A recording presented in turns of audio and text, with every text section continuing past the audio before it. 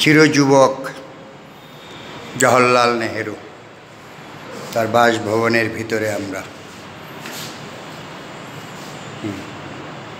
ইনি হলেন পণ্ডিত জওহরলাল নেহেরু এবং ভারত পাকিস্তান বিভাজনের মুখ্য কাণ্ডারী। যাই হোক, পণ্ডিত মানুষ। ইন্দিরা গান্ধী এখানে জন্মগ্রহণ করেছেন।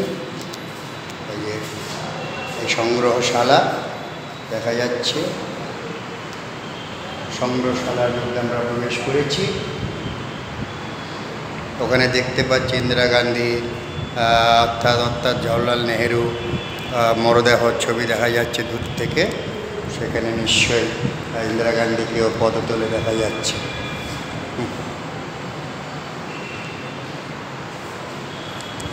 আমার বন্ধু শ্রীহরি হাজরা মহোদয় খুব একান্তভাবে দেখছেন।